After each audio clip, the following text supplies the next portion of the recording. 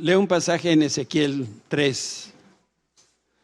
Luego el Señor puso su mano sobre mí y me dijo: levántate y sal al valle y ahí te hablaré. Entonces me levanté y fui, y ahí vi la gloria del Señor, tal como la había visto en mi primera visión junto al río Quebar, y caí con el rostro en tierra. Y esto es lo que dice el Señor para nosotros este día. En mí siempre es temporada de nuevos comienzos. Ven a encontrarme en el valle para que escuches lo que necesitas en este tiempo. Encuéntrame en el lugar tranquilo y refúgiate bajo mis alas. Ven con tu Biblia y dispuesto a plasmar por escrito los sueños y visiones que tengo esperando para ti. Así es como sucede el nacimiento de cosas nuevas. Tú tienes un llamado a trabajar, por eso te bendeciré. Te daré nuevas ideas. Si tu trabajo tiene que ver con las artes, te bendeciré con nuevas formas de creación.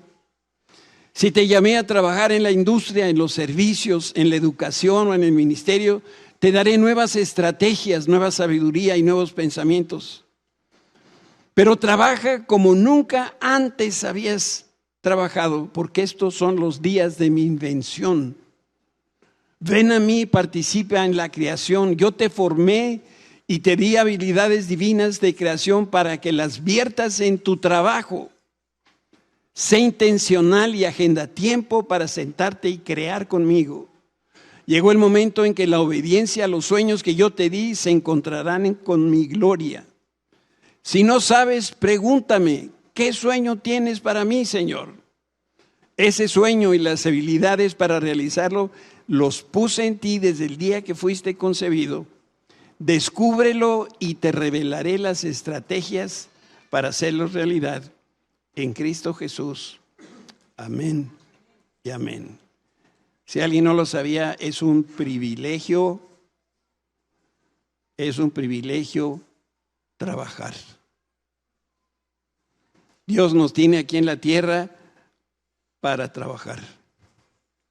Y Dios quiere darnos nuevas estrategias, nuevas visiones. Y lo único que necesitamos es estar cerca de Él y escuchar lo que tiene para nosotros. Hoy vamos a hablar acerca de la confirmación. Y quiero empezar por decir con todas las letras: es correcto buscar confirmación. Si tú estás pidiendo algo al Señor y necesitas certeza de que viene de Dios, puedes pedir una confirmación. Si me ayudan atrás con el proyector para ponerlo en orden. Voy a leer un pasaje aquí en Jueces. Y la plática va a estar dividida en dos porciones. Primero vamos a hablar de Gedeón. Y después vamos a hacer una aplicación de la enseñanza de hoy a una de las situaciones que normalmente nosotros vemos en la vida. Leemos Jueces 6:17. Si de verdad cuento con tu favor, respondió Gedeón, muéstrame una señal o dame una prueba para asegurarme de que es realmente el Señor quien habla conmigo. Sin temor a equivocarme, puedo afirmar que Dios siempre confirma su palabra. Siempre. Todas las veces. ¿Cómo podemos estar seguros? Bueno, el Espíritu Santo lo declara en la Escritura con estas palabras. Y los discípulos fueron por todas partes y predicaron, y el Señor actuaba por medio de ellos, confirmando con muchas señales y milagrosas lo que decían. Jesús envía a los discípulos, Dios a través de su Espíritu confirma lo que decían y hacían los discípulos con muchas señales milagrosas. ¿Para qué? Para que todos aquellos que lo vieran pudieran creer en Cristo. Y aquí la enseñanza es muy clara. Dios confirma una y otra vez las obras de Jesús y de los discípulos por medio de milagros. Así lo hizo, este fue su modo de operación. Otra manera como Dios confirma, lo descubrimos en este pasaje. Pero si no te hace caso o si no te escucha, toma a 1 o 2 testigos contigo y vuelve a hablarle para que los 2 o 3 testigos puedan, ¿qué? Confirmar todo lo que digas. Este principio el Señor lo explicó en el contexto de aclarar con otro cristiano que tiene algo en mi contra. Y todo lo que dice el Señor es, si fulanito de tal tiene algo en tu contra, ve con esa persona a solas y dile por qué crees tú que está haciendo algo incorrecto. Si te escucha, ya contribuiste a su restauración y a la armonía en la iglesia. Si rehúsa escuchar, entonces lo que tienes que hacer es intentarlo de nuevo, pero ahora ve acompañado de 2 testigos espiritualmente maduros. Y de esta manera habrá más de una persona que pueda confirmar lo que pasó. No sé si alguna vez te ha ocurrido de que tú dijiste una cosa y el otro entendió otra. ¿Sí? Pues entonces dice el Señor, para que eso no suceda, vamos a confirmar eso que dijiste. Reitéralo en la presencia de testigos, pero que sean testigos honrosos, maduros espiritualmente, para que puedan dar fe de lo que está sucediendo aquí. El punto que estoy tratando de dejar en claro es que Dios comprende y Dios respalda el poder que tiene la confirmación. Dios nos conoce, Dios sabe cómo somos y de qué pie cojeamos. Por eso Él es el primer interesado en que las cosas que Él nos dice, Él nos la confirma. Según de Corintios, Pablo dice, esta es la 3ª vez que los visito. ¿No ven ustedes? ¿Se cree que Pablo no tenía otra cosa que hacer? No, sí tenía mucho que hacer. Y como dicen las Escrituras, los hechos de cada uno deben ser establecidos por el testimonio de 2 o 3 testigos. De hecho, cuando Dios le dio la ley a Moisés, en el libro de Éxodo, muchos siglos antes del pasaje que estamos leyendo, le dijo, para que pueda suceder tal o cual cosa, hágase o que sea visto en la presencia de 2 o 3 testigos. De no ser así, ni siquiera se te ocurra ir con el juez a presentar un caso. Lleva testigos para que corroboren. Y aquí el punto a resaltar es que el Espíritu Santo valora lo que es la confirmación. Y vamos a hablar un poquitito de Gedeón. La historia del vellón es la historia bíblica mejor conocida relativa al tema de la confirmación. Hay personas que nunca han leído nada en la Biblia, pero conocen a Gedeón y el vellón. No ustedes creen que Gedeón era muy velludo, no. Vellón es toda tela, es toda la lana que sale de esquilar a un carnero u oveja. A eso se le llama vellón. Y también refiere al cuero del carnero, cuando un cuero de carnero curtido de la oveja con su lana. Otras palabras sinónimas de vellones, salea o simplemente un mechón de lana. ¿Sabías tú que en más de 2 ocasiones Gedeón pidió a Dios que le confirmara su palabra? Le dijo, Señor, te pido lo confirmes de esta manera, y el Señor lo hizo. Y luego Gedeón le dijo a Dios, ¿de verdad es lo que quieres? ¿Me lo puedes volver a confirmar? Y Dios se lo confirmó. Entonces, cuando empieza la historia de Gedeón, los israelitas eran oprimidos por los madianitas. Ellos clamaron al Señor para que los liberara y Dios escuchó sus oraciones. Y la respuesta a los problemas de Israel en ese tiempo fue, yo les voy a mandar a un hombre que en ese momento estaba trillando trigo en un lagar. Y esa persona es Gedeón. En aquellos días, un lagar era una cueva de piedra donde servía para varias funciones. Ahí, en el lagar, se pisaba la uva, se prensaba la aceituna, se machacaba la manzana para obtener de estos 3 elementos, se obtenía el mosto, el aceite y la sidra. Y dado que era una cueva de piedras, servía también como un almacén o como una bodega. Gedeón estaba adentro de la cueva y estaba trillando. Yo debo reconocer que mi conocimiento de la agricultura es limitado. Lo único que yo sé es que acerca del trigo es que se cultiva en el campo. Después voy a Walmart y ahí compro el pan Bimbo de centeno, que es bueno para la digestión. Lo que hacía Gedeón era trillar. Como no había maquinaria para hacer la trilla, entonces lo que hacía era con un trinche, metía donde estaba el trigo cortado, metía el trinche y lo levantaba y lo aventaba, esperando que el viento separara el grano de la cascarilla. Era lo que estaba haciendo Gedeón. Sacudir el trigo entonces era una actividad pesada, polvorienta, en medio de una cueva. Esto no se hacía en un lugar cerrado, pero pues ahí era donde estaba Gedeón. Y entonces uno se tiene que preguntar por qué Gedeón trillaba en el lagar donde se pisa la uva. Y la respuesta la da la Biblia en el libro de Jueces, capítulo 6, que dice: después el ángel del Señor vino y se sentó debajo del gran árbol de Orfa, que pertenecía a Joás, del clan de Abiezer. Y Gedeón, hijo de Joás, estaba trillando trigo en el fondo de un lagar para esconderse o para esconder el grano de los madianitas. Ahora entendemos.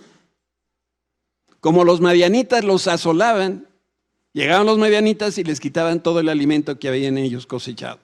Para que eso no sucediera, entonces Agar se escondió en una cueva. Ahí está trillando, ¿no? Para que no le roben los granos de trigo. Y en ese momento Dios le habló a Gedeón y le dijo que lo iba a utilizar para liberar a los israelitas de la opresión de los madianitas. ¿Sabes? Dios siempre llama a las personas que están trabajando.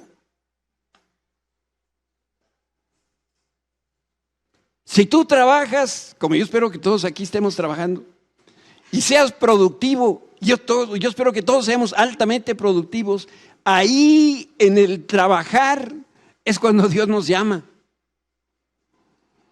Pero Gedeón, cuando escuchó lo que Dios le dijo, estaba un poquito así inseguro.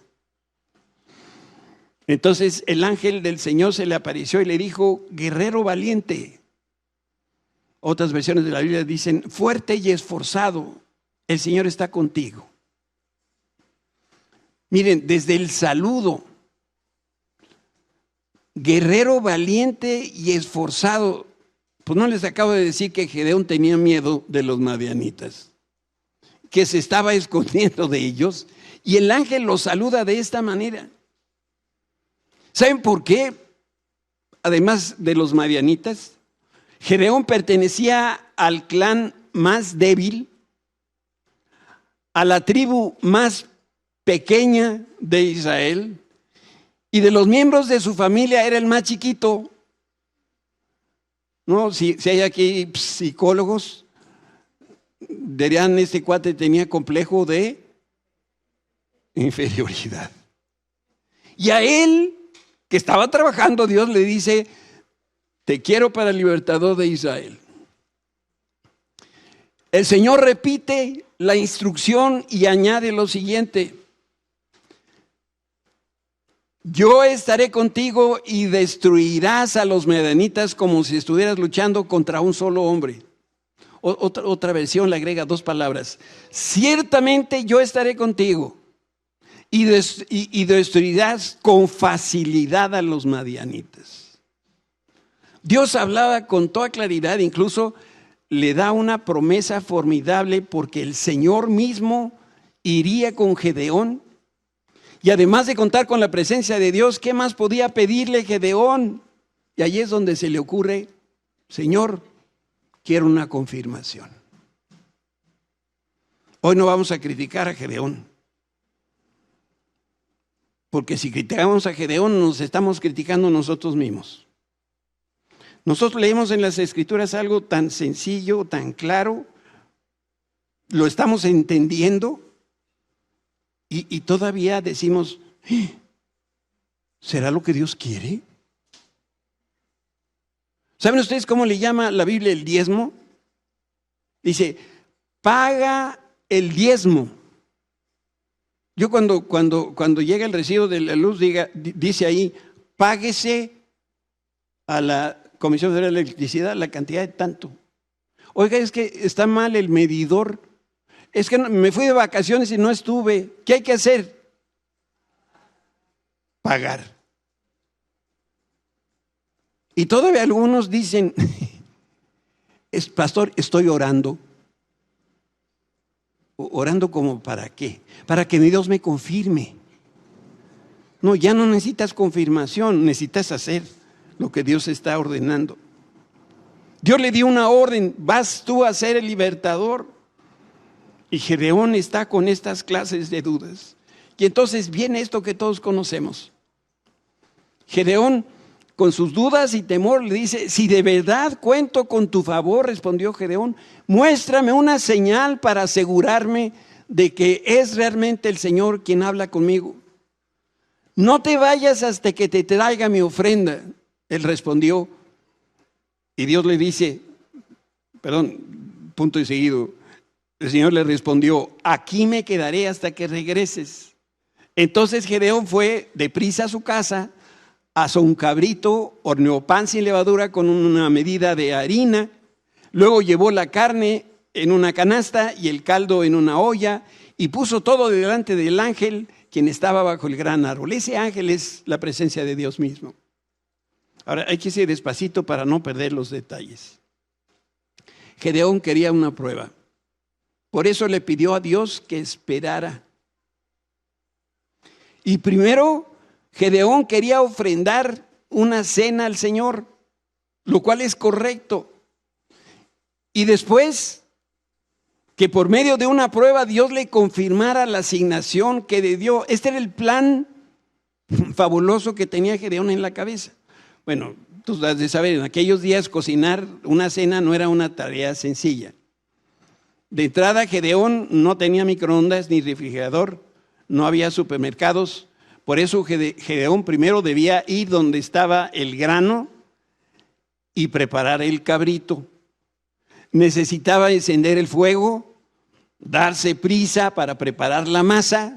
Yo sé que a las damas esto de hornear es de otra generación, pero la harina esa que se obtiene moliendo el trigo, mi mamá la usaba para hacer pasteles, para hacer pan. Me imagino que ustedes también en su casa, a sus hijos, ¿verdad, Moni? Les horneas todos los días una hogaza de pan. Eso toma su tiempo. Y hornear el cabrito también tomaba su tiempo. Entonces fueron horas las que pasaron de que Dios le habló a que regresó con la ofrenda. Yo no sé si te das cuenta de la locura de Gedeón. Le pidió al creador del universo que esperara, mientras que un humano trataba de descubrir si realmente era Dios el que le estaba hablando. Y quien estaba sentado ahí, pues no, ¿cuánto tiempo les gusta así fácil que se hubiera echado en la horneada del pan y la cocinada del cabrito? 4 horas. ¿Y Dios qué estaba haciendo? ¿Qué estuvo haciendo esas 4 horas? Esperando a este sonso que viniera con la cena. No era sonso. Estaba haciendo algo para agradar al Señor. Y lo maravilloso para nosotros es que Dios nos sigue esperando. ¡Wow! El Dios del universo tiene el tiempo para venir donde estamos nosotros con todas nuestras dudas y esperar. Y mientras le espera, es que Dios se valió de este recurso para poderle confirmar. Y Dios esperó a Gedeón y Dios también por eso nos espera a cada uno de nosotros. Y el Señor no condenó a Gedeón por querer una confirmación. Dios confirmaba en tiempos bíblicos y Dios sigue confirmando también en nuestros tiempos. Y Dios esperará a que nosotros podamos descubrir quién nos está hablando, porque es crucial. Si tú crees estar escuchando la voz de Dios y no es Dios, cuidado, porque la decisión que tomes puede ser equivocada. Y este proceso pudiera tomar tiempo para que tú tengas esa confirmación de que eso que estás escuchando en tu corazón, en tu mente, en tu espíritu, realmente es Dios.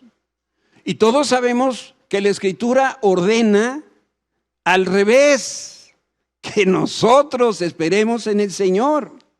Espera con paciencia al Señor, sé valiente y esforzado. Sí, espera al Señor con paciencia, dice uno de los salmos.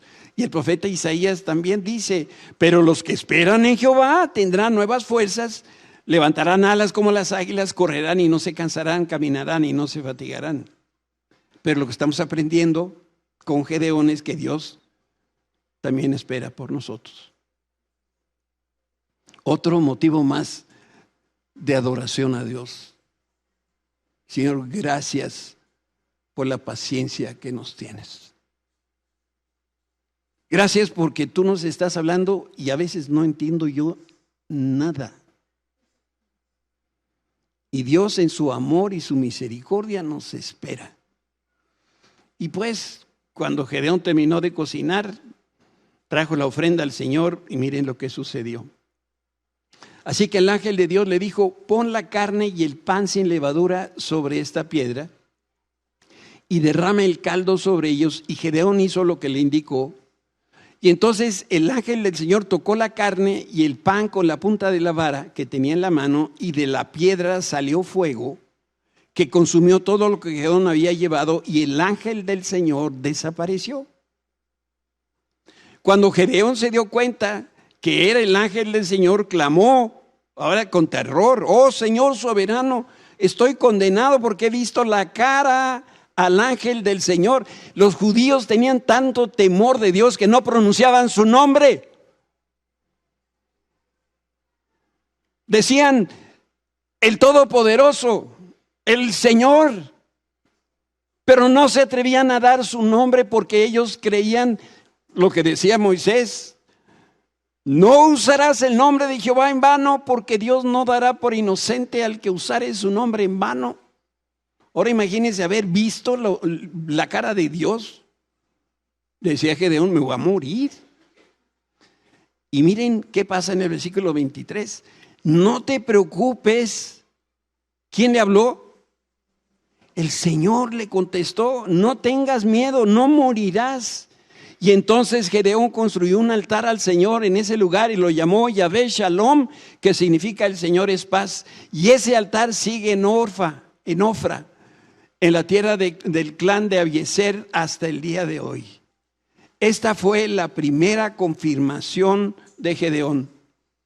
Y lo hizo a través de una piedra. ¿Qué pasó con esa piedra? La acabamos de leer, salió fuego y consumió la ofrenda que Gedeón le presentaba. Entonces Gedeón preparó la comida, la presenta ante el ángel del Señor. El Señor toca el guisado con la punta de la vara y el fuego lo consume todo.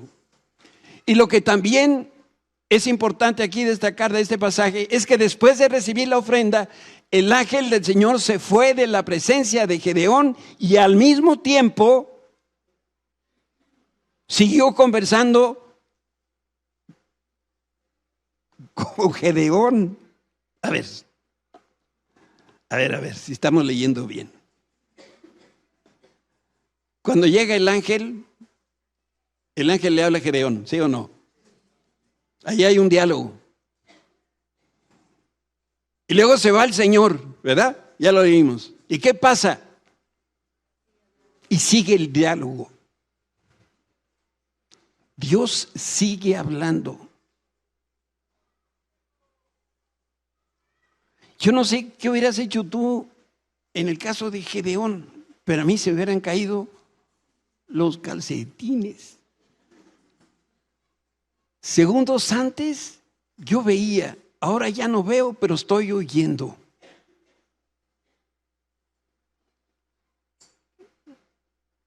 ¿Sería que Dios le hablaba al espíritu de Gedeón? No lo sabemos, la Biblia no lo dice. Pero de lo que sí estamos seguros es que la segunda vez que Dios le habló a Gedeón, el Señor le volvió a confirmar su llamado y la asignación que le dio. Y en esta segunda confirmación, cuando la voz del Señor habló al corazón de Gedeón, este hombre experimentó la paz en su corazón. Y fue cuando el vellón apareció en la escena. Después Gedeón le dijo a Dios: si de verdad vas a usarme para rescatar a Israel como lo prometiste, demuéstramelo. ¿Otra vez? ¿Qué más quería este hombre? Vio al ángel, escuchó la voz de Dios, seguía vivo. ¿Dónde estaba Gedeón? Físicamente. En una cueva. Y ahí está también el Señor. Entonces, versículo 22. Cuando Gedeón se dio cuenta que era el ángel del Señor, clamó: oh Señor soberano, estoy condenado, he visto la cara del Señor. Y entonces es donde Dios le contesta. Me regresé. Ahora sí, no es cierto. Ahorita hablamos tú.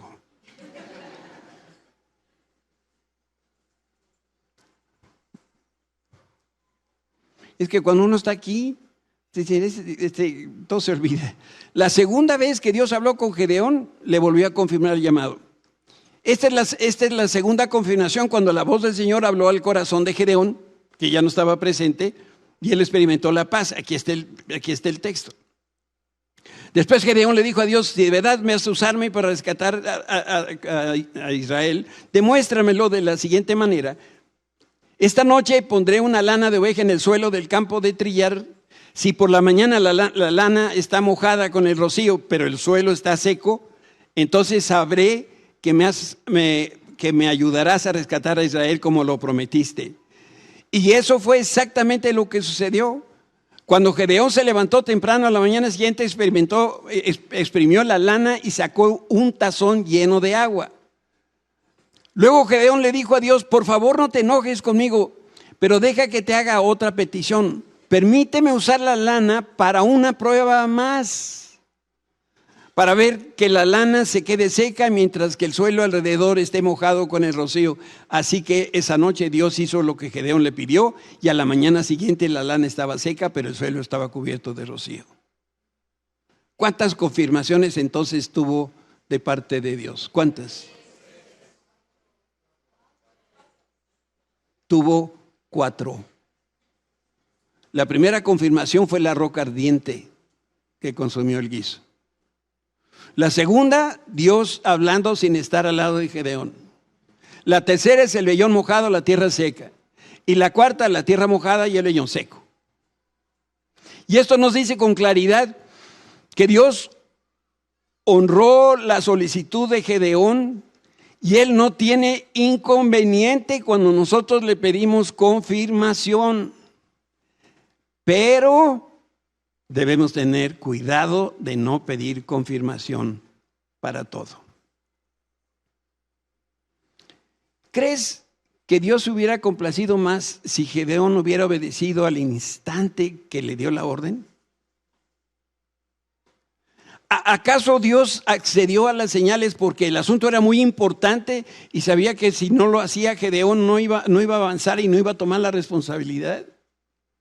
Realmente no lo sabemos porque la Biblia no lo dice, pero al mismo tiempo la palabra advierte: no pruebes a Dios.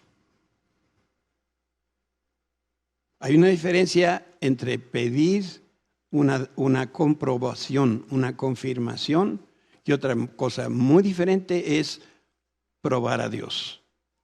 Mira lo que dice la ley de Moisés. No pondrás a prueba al Señor tu Dios como cuando te quejaste contra él en Masá. Eso sucedió cuando el pueblo en el desierto se queja por no tener agua y Dios llamó Masá a ese lugar. Después Jesús dice, no pondrás a prueba al Señor tu Dios. Yo quiero que pienses en esto. Si nosotros pedimos señales, ¿para qué queremos la fe?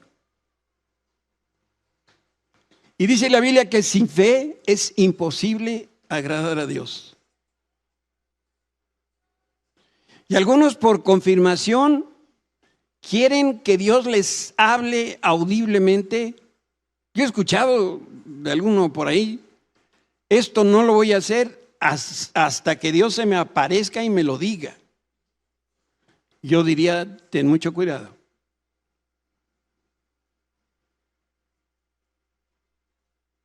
Ten mucho cuidado porque estás delante del Creador. Dios quiso esperar a Gedeón por amor, por misericordia. Por si alguien todavía tiene duda que el Señor es lento en la ira, miren. Señor, espérame. Y Dios lo esperó. Yo tengo la impresión que de aquí podemos desprender un principio. Dios permite que pidamos confirmación, que no es lo mismo que pedir una señal. ¿Se acuerdan de aquel pasaje en el Nuevo Testamento? Que se acercaron a Jesús y le dijeron, hazme una señal. Y el Señor Jesús les dijo, la única señal que te daré es la señal que ya se te dio, y esa es la de Jonás.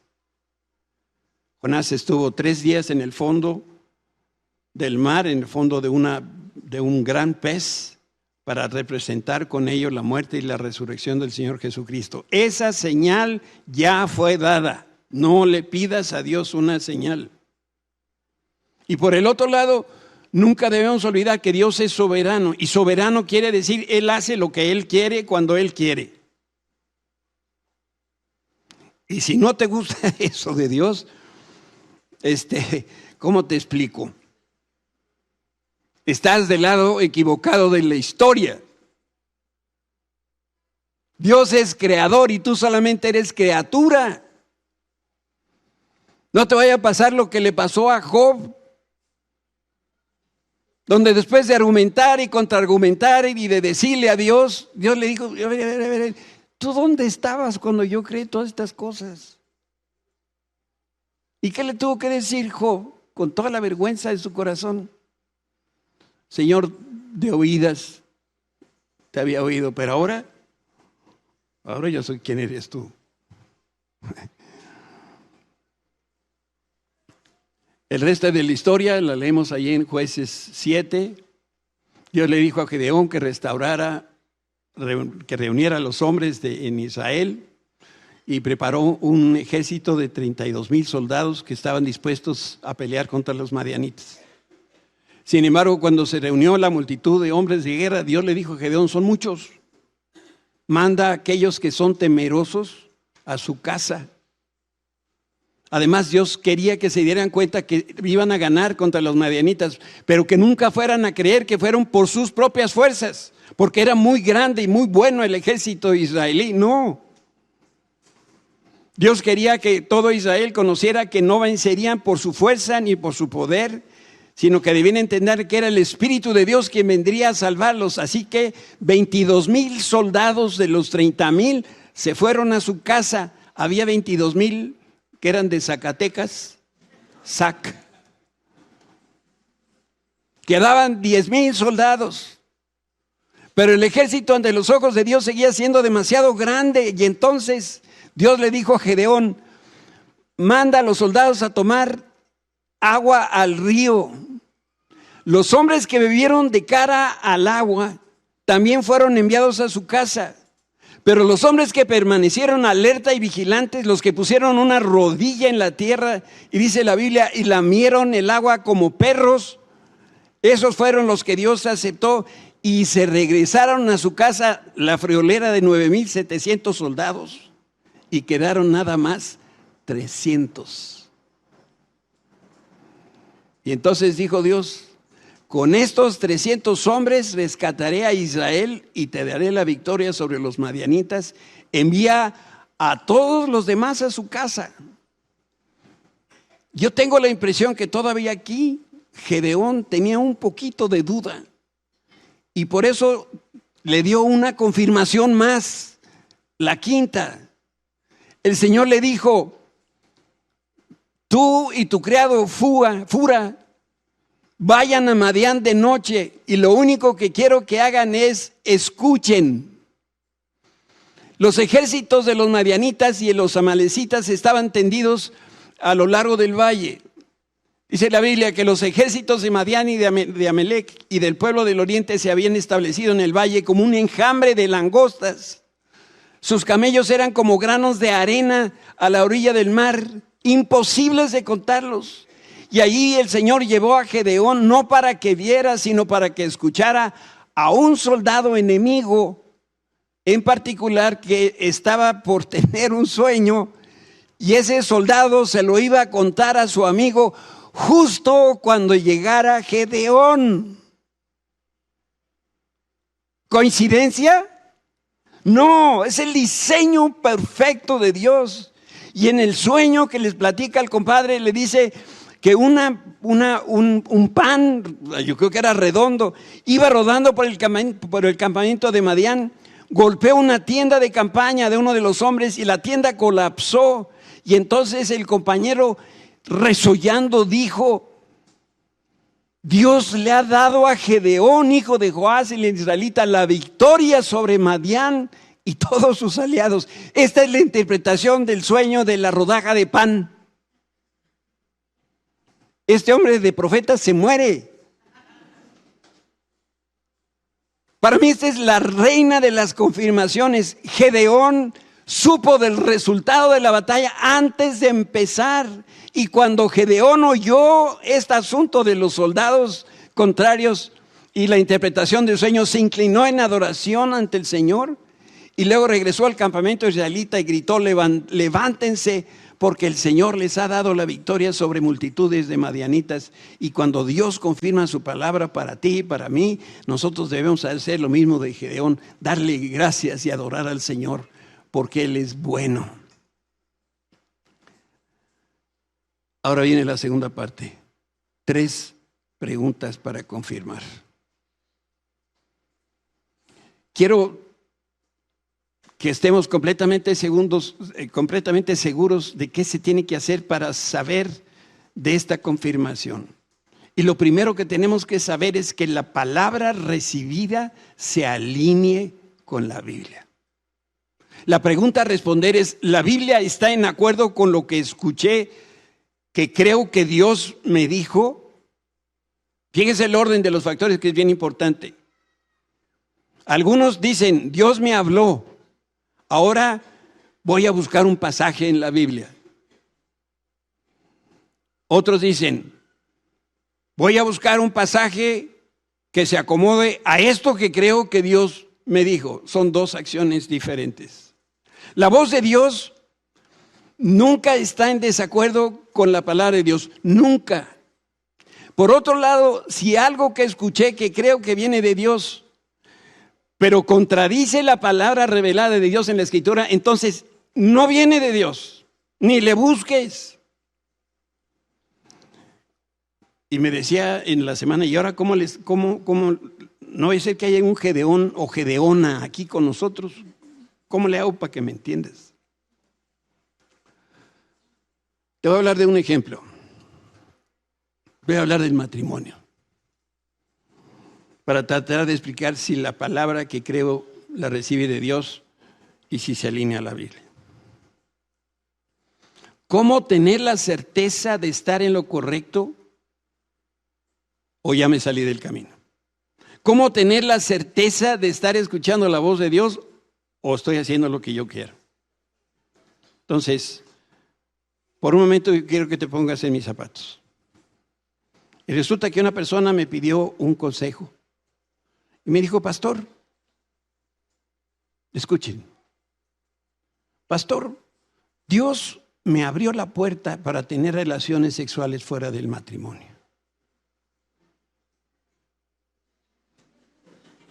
Y su razonamiento es el siguiente: Dios es amor y Dios quiere que seamos felices. Quiere decir que tengo el derecho a ser feliz como una lombriz.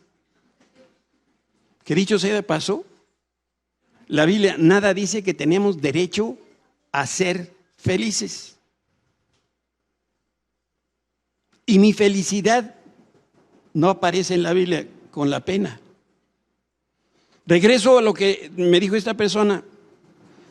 Y pastor, en este momento no soy feliz en la relación con mi esposa, pero la persona que conocí realmente me hace muy feliz. Por eso creo que todo esto es de Dios. Él quería que yo tuviera esta aventura amorosa. ¿Qué le dirías a un individuo o individua? Mira, yo primero le leería la Biblia. Malaquías 2:16 dice, pues yo odio el divorcio. Otra versión de la Biblia dice, yo repudio la separación, el divorcio, dice el Señor Dios de Israel. Divorciarse de tu esposa es abrumarla de crueldad. Escucha qué quiere decir esto de abrumarla con crueldad. Dios odia a quienes son violentos y abandonan a su esposa.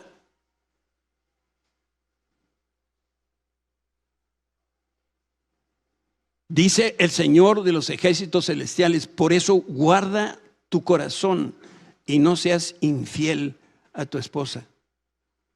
Y también le leería esta otra cita bíblica. Para los maridos, eso significa, ame cada uno a su esposa como Cristo la amó a la iglesia y Él entregó su vida por ella. ¿Y mis derechos cuáles? Es que no estoy feliz. ¿Y qué quieres que haga? Muchas personas dicen que Dios les dijo o que Dios les dio una visión o les dio un sueño y después buscan pasajes bíblicos que según ellos corroboran lo que creen o más bien corroboran lo que quieren o esperan. Por supuesto que debemos consultar la Escritura, pero con la motivación correcta. Y en este ejemplo del cónyuge que deja a su esposa, la Biblia registra un diálogo entre Jesús y los fariseos que es muy importante que todos aquí lo repasemos. Porque tu matrimonio, como mi matrimonio, está sujeto a crisis, a problemas. ¿Y qué hacemos cuando estos se presentan? Por eso Dios puso esto en la Escritura. Unos fariseos se acercaron a Jesús y trataron de tenderle una trampa con la siguiente pregunta. ¿Se permite que un hombre se divorcie de su esposa por cualquier motivo?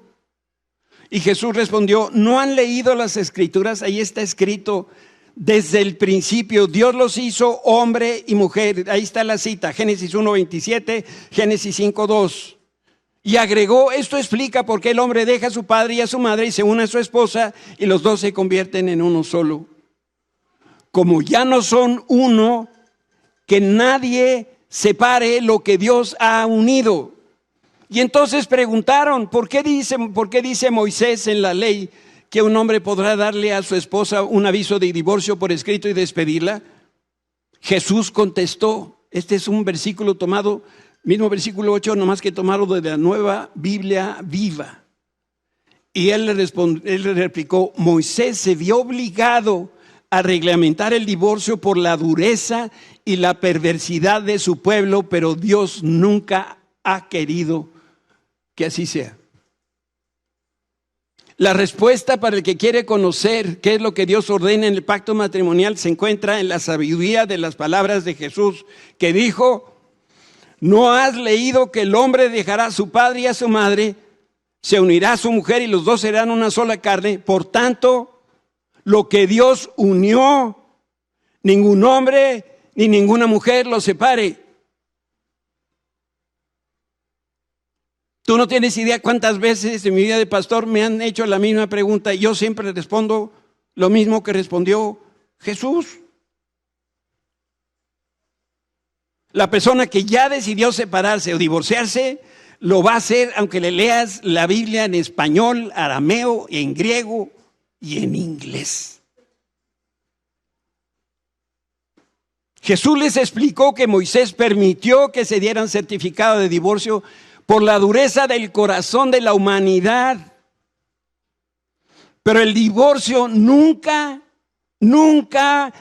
estará en acuerdo al plan original de Dios. El pacto matrimonial es un estándar de Dios y cualquier otra cosa es solamente una componenda, un arreglo. Te digo como cuáles, como la separación, como el divorcio, como los esposos que duermen en 2 habitaciones separadas. Conozco quien vive en una casa y el otro vive en la otra.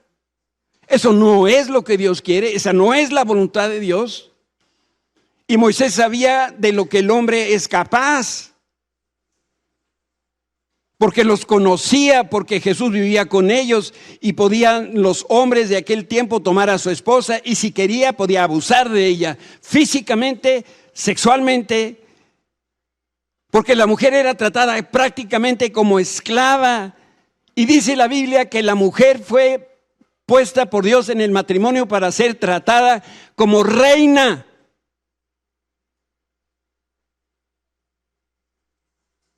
Como una pieza delicada de porcelana. De una buena vez debemos dejar en claro la esencia de lo que Moisés dijo fue: si un esposo abusa de su esposa, es mejor que ella quede en libertad y esté a salvo. Si su vida física, económica, emocional, espiritual está en peligro, es mejor que se anule el matrimonio.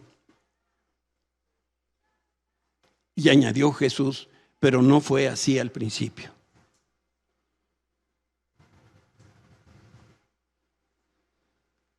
Para el Señor, adulterio e idolatría son lo mismo. Lo mismo. Idolatría es simplemente poner un Dios diferente en vez del Dios verdadero. El hombre que le da a Dios el primer lugar, el hombre que no le da a Dios el primer lugar, tampoco va a respetar el pacto de Dios. Y si alguien pisotea el pacto de Dios, también va a pisotear el pacto matrimonial. ¿Cómo se te ocurre casarte con alguien que no conoce a Cristo? Que no está en el pacto matrimonial.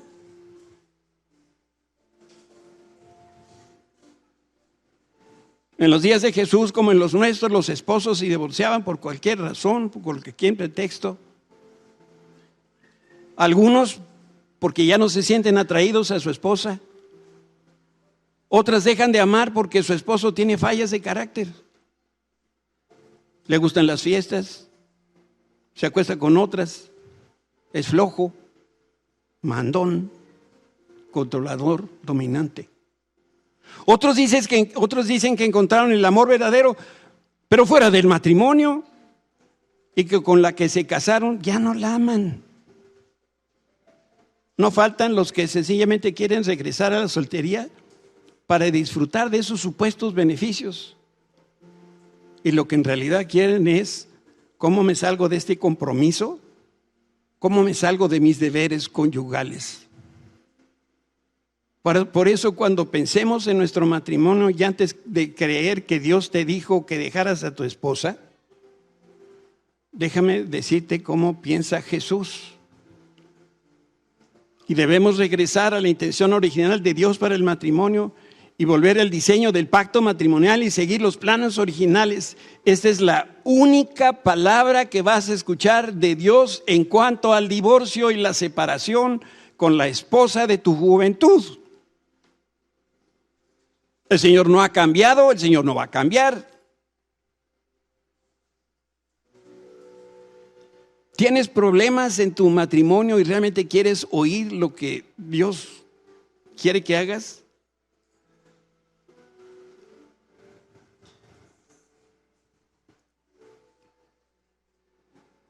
Yo sé que aquí en esta hora hay quien está pensando en separación. Por eso antes de que digas, Dios me dijo. No, pastor, es que clarito oí la voz de Dios. Dije, no, de Dios no la oíste, no sé de dónde la oíste, pero no viene de Dios. Y si vas a tomar esa decisión, más vale que entiendas por qué Dios dice lo que dice en la Escritura respecto al matrimonio y por qué el pacto matrimonial es sagrado para Dios. Si tú estás teniendo broncas, quiero que leas este pasaje y lo lleves en tu corazón. Dice Jeremías, hay una ley. ¿Cuál es esa ley? La ley de Moisés. Según la cual quien se divorcia de una mujer que luego se casa con otro, no debe volver a tomarla, pues ella queda mancillada. Pero aunque tú, Israel, fíjate bien, pero aunque tú me has abandonado y te has juntado con muchos amantes, yo te he instado a que vuelvas a mí.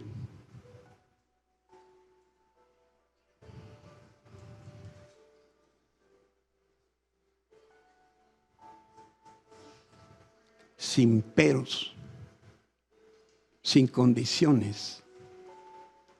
Dios quiere que vuelvas a Él.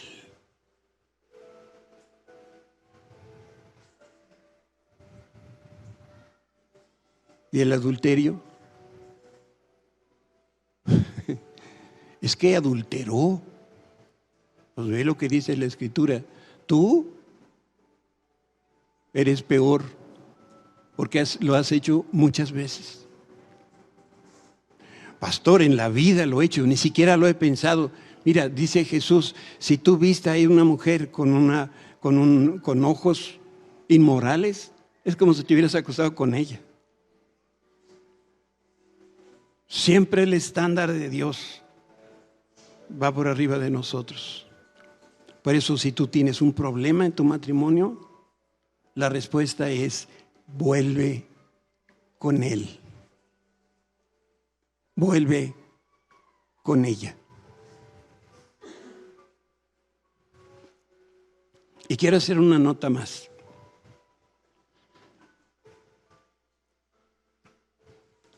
Yo te pido que por favor me veas a los ojos. Si tú ya te divorciaste, por cualquier motivo, y regresar con tu esposa o con tu esposo ya no es una opción, hay algo que tú tienes que saber. Tú necesitas ser restaurado.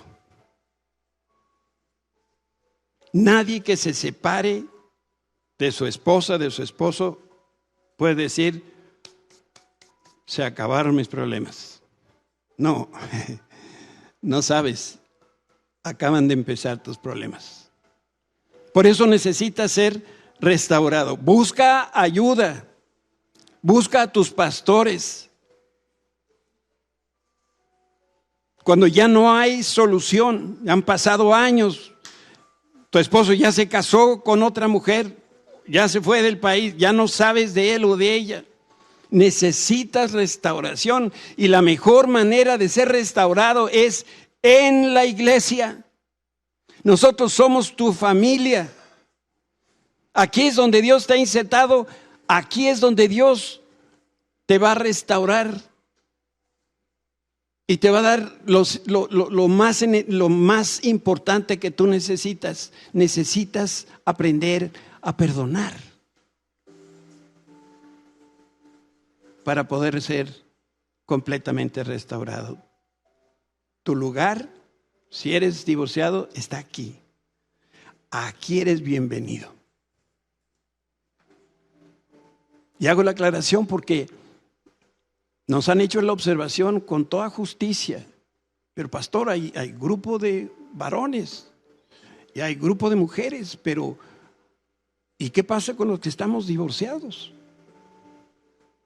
Y es un error de nuestra parte. Y con la ayuda de Dios lo vamos a corregir. No sé cómo, pero lo vamos a corregir porque sí hay un lugar. Esta casa es casa de refugio para todos aquellos que están pasándola difícil. Y quizás es la posición de muchas divorciadas y de divorciados. Aquí eres bienvenido. Si aceptamos los feos,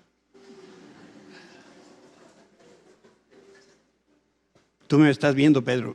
Yo no me refería a ti, pero te quedó el saco. Ponte de pie para orar.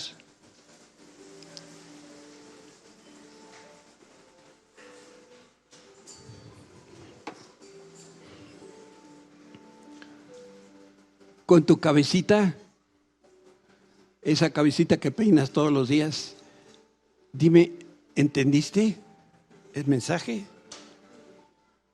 Dios quiere confirmación. Podemos pedir que Dios nos confirme. Pero tenemos que saber qué dice la Escritura. Las dos cosas caminan de la mano. Cierra tus ojos para que no te distraigas. Espíritu Santo, oramos en esta hora para que tú abras nuestros oídos espirituales porque necesitamos escucharte. Necesitamos oírte para que dirijas el curso de nuestro matrimonio, para que dirijas nuestra familia. Necesitamos oírte para que dirijas nuestro futuro. Necesitamos oírte para que dirijas nuestras finanzas. Necesitamos oírte para orientar a nuestros hijos y a las personas que nos rodean. Necesitamos oírte para poder cumplir ese propósito para el cual tú nos creaste. Necesitamos oírte para tener la absoluta y total certeza que estamos en el centro de tu voluntad. Señor, te decimos en esta hora que somos tus ovejas y necesitamos a Jesucristo, el pastor de los pastores. Necesitamos tu guía. Necesitamos oír y distinguir tu voz entre tantas voces que escuchamos y que nos confunden y que buscan hacernos desviar de camino. Queremos aprender a reconocer tu voz por sobre todas las demás. Queremos escuchar tu voz con tanta claridad que te podamos obedecer sin desviarnos. Y a la primera, te pedimos en esta hora que si hay algún obstáculo, alguna barrera en nuestro oído espiritual que no nos permita escuchar, que lo quites y que abras nuestro oído. Si hay pecado o hay terquedad, si hay orgullo o cualquier impedimento, te pedimos que lo quites ahora mismo. Te pedimos que hoy sea el inicio de una relación en la que te podamos escuchar cada vez mejor. Oramos para que hoy mismo cada uno de nosotros tenga la gloriosa experiencia personal de escuchar tu voz. Por eso te rogamos que expandas tu voz en nuestra vida. Señor, aumenta el volumen de tu voz y también aumenta nuestra sensibilidad espiritual. Ten misericordia, Señor, de nosotros, que como Gedeón necesitamos confirmación y confirmación y confirmación. Gracias porque sabemos hoy que tú nos esperas. Señor, sigue esperando y sigue hablando.